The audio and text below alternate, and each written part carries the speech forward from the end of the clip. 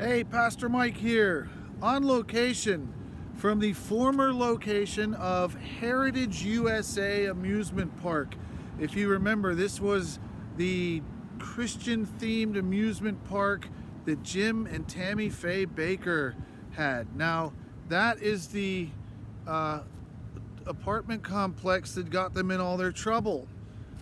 There were, I forget how many hundreds of units in there, but they sold, I guess, like 10 times the amount, took everybody's money, and then the way I understand it, they never built any more. So they oversold this building by like a factor of 10 times. Now behind that building, all in the grounds back there, there used to be the theme park and castles and all that. A lot of that's been torn down and has now been replaced with housing and housing developments and stuff. So why did I want to come here? Well, this is an interesting place. This place is all run down, nobody's living in it. Listen to this from Psalm 28. Because they do not regard the works of the Lord or the works of his hands, he will tear them down and build them up no more. Blessed be the Lord, for he has heard the voice of my pleas for mercy. The Lord is my strength and my shield.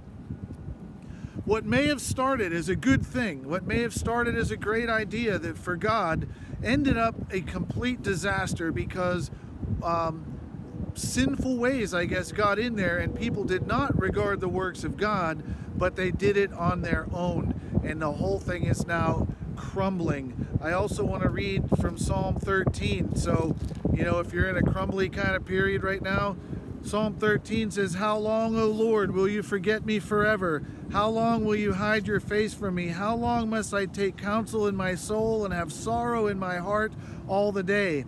How long shall my enemy be exalted over me? Consider and answer me, O Lord my God. Light up my eyes, lest I sleep the sleep of death, and lest my enemy say, I have prevailed over him.